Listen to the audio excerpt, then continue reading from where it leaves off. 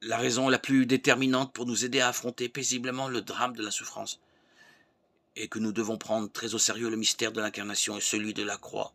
Jésus a pris notre chair, il a réellement pris sur lui nos souffrances, et en toute personne qui souffre, il y a Jésus qui souffre.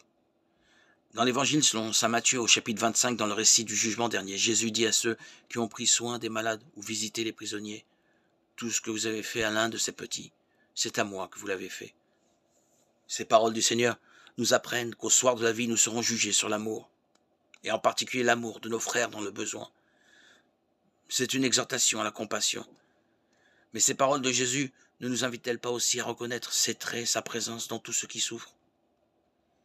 Elle nous appelle à nous employer de toutes nos forces, à soulager cette souffrance, mais aussi à porter sur elle un regard d'espérance. Dans toute souffrance, il y a un germe de vie et de résurrection, puisqu'il y a Jésus en personne. Si face à une personne qui souffre, nous avons cette conviction que c'est Jésus qui souffre en elle, qui en elle complète ce qui manque à sa passion. Pour parler comme saint Paul, comment être désespéré devant cette souffrance? Le Christ n'est-il pas ressuscité? Sa passion n'est-elle pas rédemptrice? Ne vous affligez pas comme ceux qui sont sans espérance. 1 Timothée 4, 13.